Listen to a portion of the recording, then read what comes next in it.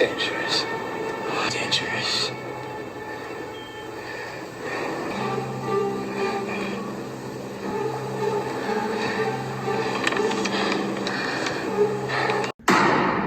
We have to go back! What is going on, Lost? Is back here again for episode 3 of Project Lost. It's a case-centric episode. I hate case-centric episodes, y'all. Let me know down in the comments if y'all like case-centric episodes. I just need to find out if there is somebody like me, guys. But anyway, today's episode also is important because it marks the first appearance of flashbacks, a very important part of the formula of Lost, right? So today's flashback, we're going to be looking to the backstory of Kate, because of it's a Kate-centric episode. But anyway, guys, let's go ahead and get into this. Before I get started, y'all already know what we gotta do. We have to go back!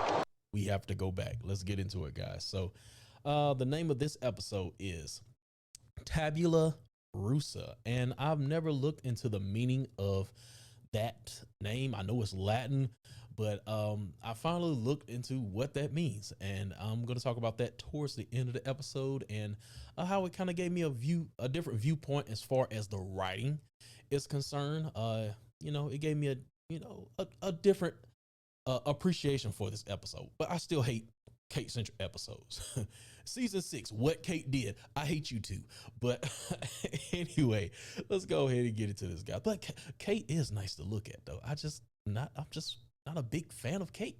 I compare her to Lori off of The Walking Dead. I feel the same about both of them for some reason. But anyway, guys, let's go ahead and get into it. Hopefully this shouldn't be too long. I'm more excited to talk about the next episode. Don't tell me what I can't do. I'm putting it on my soundboard, so y'all better get ready for that one. I might do that one early ahead of time. We'll see. But anyway, guys, let's see. Where should I start off first? Let's start off with the mug shot. Of course, Jack has found Kate's mug shot because he's attending to the U.S. Marshal, who I can't remember his name. He's tending to him. He finally wakes up and he's like, where is she? Where is she? Jack doesn't know what he's talking about. Reaching the coat pocket, and he pulls out Kate's mugshot. So, things are starting to unravel. We're finding more about what Kate is, possibly, Kate, Jack doesn't exactly know what she did. And, he's not totally going off the deep end and just, turning his back on her. But he does know, she has a past. Then after this, we go into the next scene where our other losses who just came down from the mountaintop, where they were listening to that message that's been looping back for 16 years, right? And they're trying to figure out what to do with this information. Should they tell the rest of the survivors, or should they hold this back so that they can prevent a panic, so to say? And they go with the option of we have to lie. And the thing is, I'm not doing a spoilers and theory episode this week. Sometimes if I need to compare some things to other seasons, I'll do that in a separate video, but this week I'm not doing it. But I will say that I do think this correlates to another event that happened in season 6. Maybe towards the end of season 5, somewhere around that area, where the Losties have to make up a lie again, for their benefit. But anyway, I'll leave that there. Then after this, we finally get into Kate's flashback, where she's lying in the middle of somebody's barn, mooching off somebody, like she does many times in Lost. And of course, she wakes up to a guy. His name is Ray, if I'm not mistaken. His name's Ray, and she tells him that her name is Eddie, and Kate has like 10,000 aliases in the season, and so Eddie is just one of them. And then of course, in the back of my mind, he kind of knows that something is going on with her, but he lets her stay on the farm. I forget the time period, maybe like a couple weeks, couple days, something like that. Of course, till she eventually leaves, but let's not get to that part yet, shall we? Let's go back to the island here, where the guy has woken up and Kate is back with the group, and he tells her, Kate tells Jack what actually happened. She tells him the truth, and he asks her, "Is there anything else you want to tell me?" And of course, she doesn't, talk about her past, but he knows what's going on. So a little bit after this, Kate stupidly decides to go inside the tent where the marshal is sleeping and hovers over him very stalkishly, if that's a word, very creepy. And but yeah, and then I remember when I first watched this, I'm like, he's gonna wake up. He's not gonna wake up. He's gonna wake up. He's not gonna wake up. And of course, he wakes up and he chokes her out for a couple seconds. And then, Jack comes in, breaks it up, and then she asks him, is he gonna die slowly? Will it hurt? Can you put him out of misery? And then Jack turns around and says, "I'm not a murderer, Kate." So he tells her that he knows about the mugshot there. And then let's jump to another scene here. We'll come back to that. A miracle happened, right? The last episode we had Walt and Locke, who are I guess having some type of friendship or whatnot. And Michael is noticing this, and he's asking questions about who John is, and he doesn't want him to be with John, or mess with him or hang around him. I mean, and during this conversation, Walt tells Michael that a miracle happened. The secret that he told him in the last episode, that iconic scene that I was talking about, the white and the black, when he was playing backgammon. Do you want to know a secret, Walt? But we're going to find more about that secret in the next episode. I can't wait to talk about it. So then it starts raining, and then we get the scene where Michael and Walt are talking, and Michael's like, "I'm gonna find your dog." And when it stops raining, and then it stopped raining, and then Walt was looking at him like, "You better get to stepping." So I thought that was pretty funny. And then let's go back to the situation with Kate.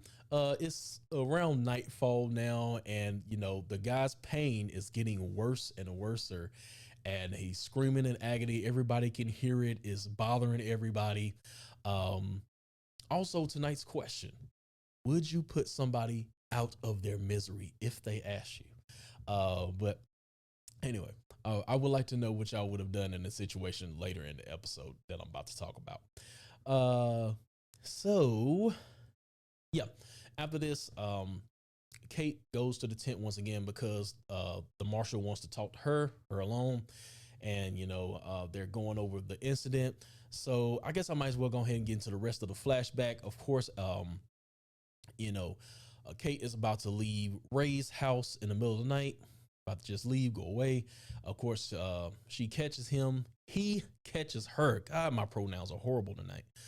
He catches her about to leave, and then he convinces her to stay so he can take her to the airport in the morning. But of course, beforehand, he saw her mugshot at the post office, so he's setting her up to be caught by the U.S. Marshal, which we see at the island at this point in the flashback. And this guy's an asshole. But yeah, so he pulls up behind him in a Suburban, and then Kate rams the guy off the road, and then she decides to pull him out the car so it won't blow up with him inside. But because she did this, the marshal caught up with her, and that's where we get at this point at the plane, and then it crashed, and where we are now, right? And then he's talking to her, and he says, if you didn't save that guy, you wouldn't be in this predicament. You would be free. And then she says, in case you haven't noticed, I got away. And he says, it doesn't look like you're free. So I thought there was a like a pretty important, conversation that they had right there, because, Kate, even though, she's out of the handcuffs, she's on this island, she kind of has a new lease on life somewhat. Um, Definitely if this guy dies, he doesn't have her chasing her down anymore. But in the back of my mind, she's, her mind is always preoccupied, and she's always worried about stuff and things like that. So mentally, she's not like free. So I guess he kind of meant it like that. You don't look free. So after this, so he asks, "Are you gonna do it?" And then I think prior to this, she had a conversation with Sawyer, and Sawyer's like, I wouldn't want to be the one with that gun. So she walks out the tent after Hurley tells Jack that she had a gun, and then Jack rushed to the tent, and she looks back at him, and of course, pow! Sawyer walks out the tent with the gun in his hand, but this guy has got to be the worst marksman ever. How do you miss at point blank range? Well, he didn't miss, but he didn't fire a lethal shot. Because my first reaction when I first saw the scene, I'm thinking the dude is dead. He's dead. And then you hear that, you hear the gurgling, and it's like, you shot him in his lung, you perforated his lung. And then Sawyer just had the like I effed up look on his face. So you kind of see that tough exterior being broken. You see that side of Sawyer that's more I guess remorseful, so to say. So after this, of course, the die eventually dies out, and gotta be one of the worst television, the most slowest, agonizing television deaths I've ever seen, right? Probably a way you don't want to go out, right? Then after this, John Locke finds Vincent. Earlier we see him making this dog whistle, and he uses this to find Vincent. But of course, he does a stand-up thing of giving the dog to Michael, so it can appear that Michael found the dog when he shows it to Walt. So that was a stand-up thing with John. And then we get towards the end of the episode right here, where Kate and Jack have that scene on the beach, and they talk about starting over, wiping the slate clean. And so we go into the episode title, Tabula Rusa, which means a clean slate. So I was like, okay. And then the dialogue at the end, I thought it wrapped up nicely, talking about, wiping your slate clean, on this island, we're a whole different person. What you did in the past doesn't matter, things of that nature. So, I gained a new perspective, just by looking at the definition of the title and, hearing that dialogue. So, I thought it wrapped up nicely. And then, of course, we get towards the end of the episode where they have that the happy music score, and then it turns into the dark score as we transition into John. We know what we're gonna get next episode if you have seen episode 4 already.